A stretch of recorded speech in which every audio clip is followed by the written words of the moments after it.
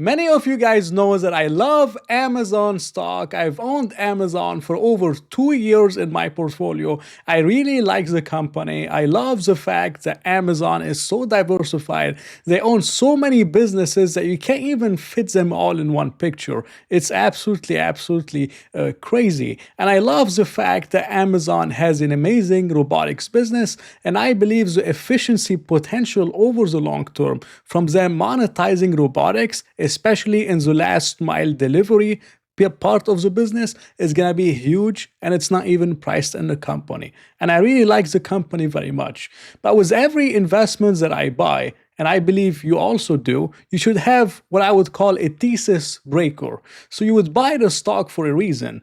And if this reason is no longer the same, and if this reason is changing, maybe you should consider trying to exit the company or trying to at least monitor if the situation is improving or not. So if you buy a dividend stock and it cuts dividend, you're going to sell the stock. And I bought Amazon for a reason, and this reason has not been playing out too well. And I'm going to talk about this today. I'm going to tell you what I'm looking at, what I'm concerned about, and do a review on the stock in general. And I really hope you enjoy it as always. Now, for Amazon, they actually did an amazing beat on earnings per share, $1.68 versus $1.33. They also had a pretty good beat on revenue, so it was actually a good report. They even raised guidance for the third quarter. They put in 174 to 179.5. They were expecting 173.1. So even guidance was much better than the analysts were expecting, and the advertising business is booming. It was up 23% year on year. So all those things were amazing, but the stock was down 8.5%. It was a brutal day for shareholders, 8.5%. So why was the stock going down so much? Well, this is mainly because of Amazon Web Services. And Amazon Web Services revenue growth was about 18% in the third quarter, which trailed Microsoft Azure and Google Cloud. Microsoft Azure grew 39% in the quarter, and Google Cloud grew 32%. Amazon's only growing 18%. Now, if you listen to what the CEO said, he said that it's a $123 billion annual run rate business, and it's still early. I mean, how often do you have an opportunity that's $123 billion of annual revenue run rate where you say it's still early? It's a very unusual opportunity that we're very bullish about. And something that you have to remember is that Amazon Web Services is much bigger than Azure. It's much bigger than cloud. But this is not an excuse for Amazon Web Services to only grow 18% and for Azure to grow 39%. So Azure has to be doing something right, and Amazon Web Services has to be doing something wrong. And the CEO could not give a clear answer, and the stock sold off 8%. And I believe it's well deserved. Just as an Amazon shareholder, I'm a little bit disappointed. I think 18% is not bad, but if you compare it to the execution of Azure and even Google Cloud, although it's much smaller, but even Azure, they did amazingly well. And Amazon Web Services, they need to step it up a little bit. And I think this is a fair assessment. But this is not the reason why I'm considering potentially selling Amazon in the future. This is a different reason.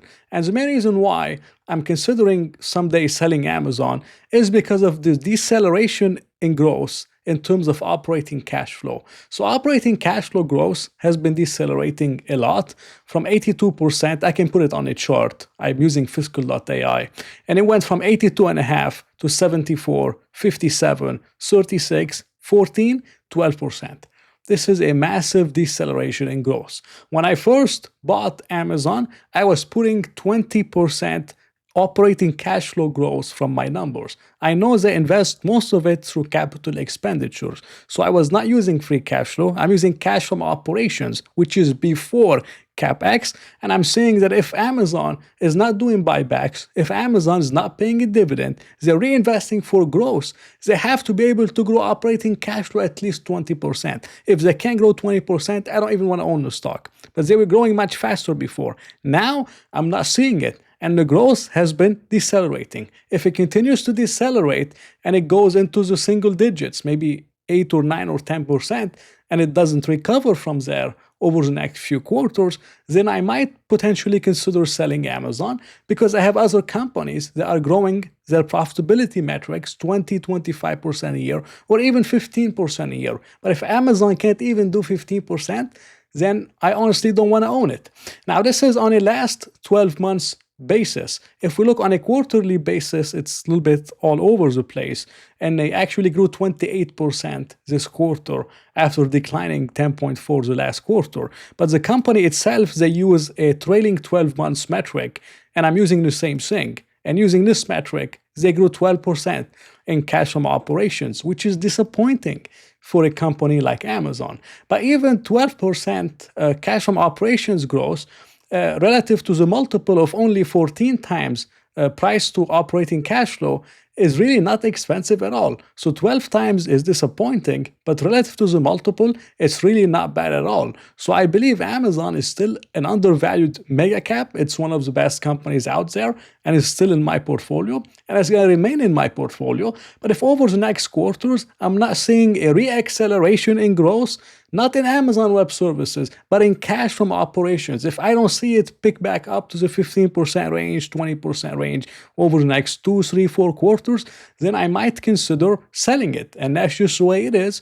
And to me, it would be an opportunity cost if I'm finding other businesses that are growing 20-25% in their operating metrics.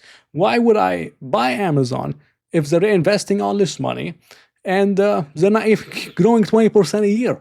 So that's how I think about it. So I'm going to monitor this metric over the upcoming quarters and I'm going to update you guys. And if that doesn't change, then I might consider selling Amazon for something else. And not just my thesis breaker for a company like Amazon. I still love it. But again, no feelings, no emotions, just about fundamentals. And to me, that's how I'm looking at it. And that's just my thesis with Amazon, my opinion. I still believe the stock is a buy relative to the multiple. But if it doesn't improve over the coming quarter, or at least over the next year or so, I might potentially sell the stock. So thank you for watching. Not financial advice. Hope you enjoyed it. If you did enjoy it, please press the like button and maybe consider subscribing. So I'll talk to you in another video.